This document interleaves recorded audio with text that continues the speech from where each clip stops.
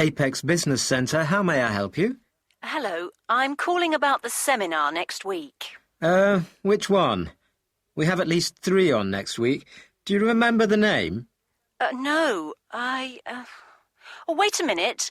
I know it's on the 21st of February. Oh, yes, madam. That would be Successful Selling.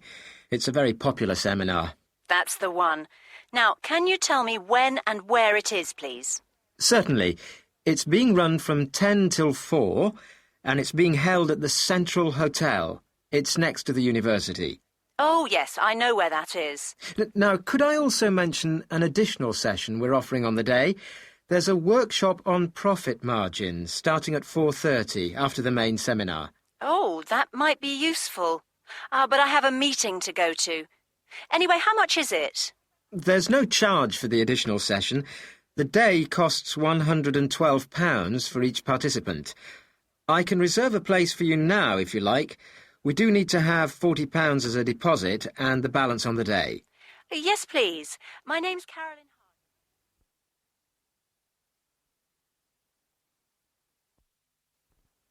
Good morning, Hills PC Supplies. Yes, hello. I want to speak to David Hills. I'm afraid he's away today. Can I take a message? Well, okay. Tell him it's James Firth from Allen & Brown. Certainly. I'm really not happy at all. We ordered a laser printer from you last month and... Let me just find the reference on that. Ah, yes. HPCO 2345 on the 12th of March. Yes. Now, the first problem was the delivery. It came several days after you promised. I don't see why you use a dispatch company if that's what happens. Oh, dear. No. And then, when we took it out of the box, we found you'd sent the thing without any cables, so we couldn't even connect it up. If you think we're going to pay this invoice in full... Well, I am sorry, Mr. Firth. I'll check what went wrong, and I'll ask David to ring you. I'm sure he'll want to talk about a discount. Will you be in this afternoon? Yes. Well, goodbye.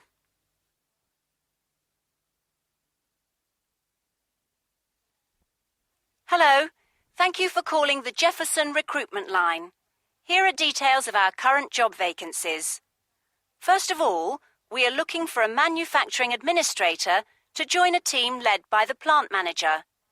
This role involves monitoring all aspects of the production process and will include some project work. For this position, you should have some relevant experience, and a recognised qualification in business administration would be an advantage. You need to be a good organiser with excellent administrative skills. A high level of computer skills is essential. You must be able to work without supervision and must be flexible when working with others, as the position supports other managers. You should be able to work to tight deadlines. The hours are 9 to 5, Monday to Friday. The salary will be negotiable. In addition, we offer a benefits package including subsidised lunches, 23 days holiday and health insurance. 13. It was just so embarrassing, the whole thing. I mean, being late's one thing, and I had already got my secretary to phone through and leave a message to say I was running behind schedule. But in the end, I didn't get there at all. And all the other managers were there to see the team show the project and its results. Oh well, that's how it goes, I guess.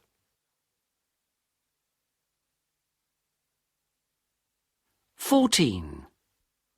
Well, I'm certainly not going to forget that in a hurry. What a terrible mistake. It made the whole meeting pointless, really. I can't imagine what they thought of me, sitting there with the paperwork for another client. Very unprofessional. I mean, I could still tell them the relevant facts, but I couldn't show them the actual contract. I didn't put it in my briefcase last night.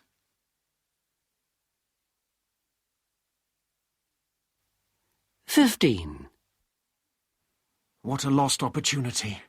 Oh, I should have made a proper note in my diary, where I would have seen it, instead of just on the back of an old envelope. Anyway, it's too late now. I just didn't remember, and that's that. They'll have given the work to someone else by now. I promised to ring before midday if I was available. Oh, I really need to be better organised.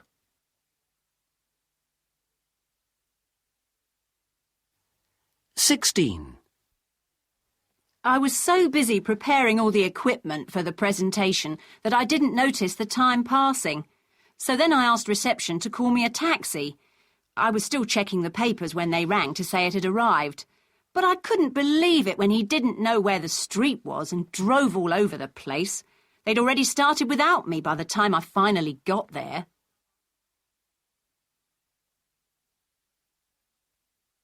17. Well, I thought it was a bit strange at the time, but I just took down what I thought I heard on the machine and then made out the order form accordingly. It wasn't until they called back to query the quantity that we realized just what I'd done. Still, we sorted it out before it was too late, so it wasn't a disaster after all. 18. I guess the main weakness is with the image of some of the products. I complained about this last year. With our present strategy, we could find ourselves having problems in the future. We need to turn the situation around, work the market to our advantage. What I'd suggest is a complete review of the way we're approaching the market. I think we should get everyone together and explore all the possibilities.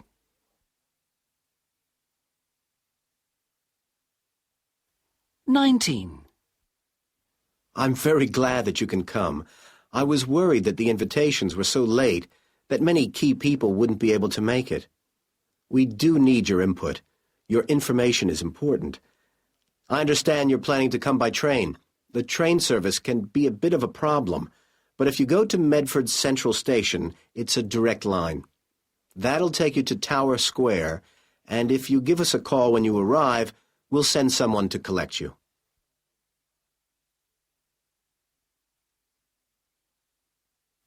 20. When I first read the report, I was very disappointed. Our results are well below target, in spite of using the consultants and all the new strategies we've been applying. I can't understand it at all. In order to try and get clear what's going on, I'm going to need input from various sections.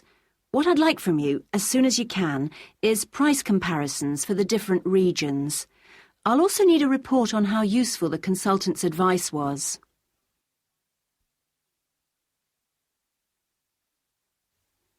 21.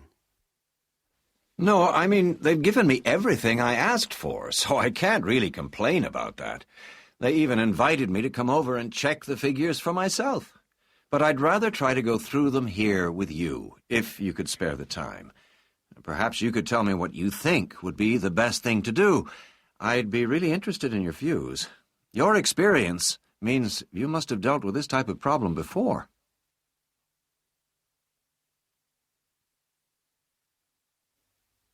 22. I just thought I ought to let you know that following the discussion we had last week about staffing levels, I took your recommendation to the board. You've probably heard already that we agreed that we do need to create a new area manager's position. I just wanted to let you know officially that it had been authorised.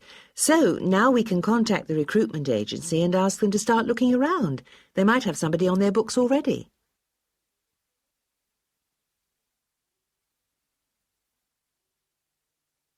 Good evening and welcome to Business People. We are fortunate to have as our guest tonight Jose Martinez, the founder and director of Pizza Rapida. Jose was brought up in America and started his working life there. Now he's one of the most successful entrepreneurs in Europe. How did he achieve this? Well, he began his rise to success in Europe when he launched his pizza delivery chain from a small shop in the Spanish capital Madrid 10 years ago. By the late 90s, he had succeeded in expanding the business to over 400 outlets, and in doing so, he has almost transformed the eating habits of the nation. As a result of this success, he has recently been able to buy out his main competitor, and today, Pizza Rapida is well known for producing top-quality food at reasonable prices. Jose is now one of the wealthiest men in Spain. Jose, welcome to our studio. Thank you. Now, Did you do lots of market research before you set up your pizza delivery service? Well, not really. But I did do some basic research to get the product itself right, by giving some away to teenagers in the neighborhood. I kept experimenting with the key ingredients until they all thought the pizzas were great. But surely Spain isn't traditionally a fast food market, so why did you think a pizza home delivery service would be successful? Well, I just thought that the same trends which had caused the fast food revolution in the U.S. were at work in Spain. For example, more and more women were joining the labor market, leaving them less time to shop and cook. So families were beginning to think of fast food as an attractive alternative to home cooking. The sector grew incredibly quickly in the first few years. It's a little steadier now, still very healthy, though. Great! So you must need an increasing number of staff. But, what do you look for in your managers? I try to follow the American system and make sure my people get experience at all levels of the business. I don't want managers to come straight from university to the office without doing the basic jobs in the company first. Pizza Rapida was floated on the stock exchange in 1998. Was that a success too? Yes, it was amazing. Why do you think Pizza Rapida attracted so much investment? I think initially it was largely because the basic theory of home delivery pizzas was new, easy for the general public to understand, and fun. Once we were established, the shares started to take off, and I'm happy to say that we've been the best performer on the stock market for 2 years, and profits were up again by 45% last year. What background did you have, or training, to lead to this amazing success? Sales, basically. I started my working life as a salesman for a soap company in America. After the initial 3-month training period, I managed to exceed the annual target they had given me. But I was so disgusted by the tiny bonus I was offered that I resigned and joined a competitor. 10 years later, they sent me to Spain to run their sales and marketing operation. Does any aspect of the Spanish lifestyle help you to promote your products? Well, Spaniards are very keen on football, as you know, and I think you have to be constantly aware of all possible opportunities. So now, when top teams are playing, I hire extra staff to deliver pizzas for the fans to eat while they watch the match on television. That sounds like a real winner. And what's next? Well, one option I was looking at was franchising the operation, but I decided I didn't want to lose control, so what I'm seriously considering now is producing frozen pizzas and other food to sell to supermarket and restaurant chains. Well, I wish you every success with that, and many thanks for coming.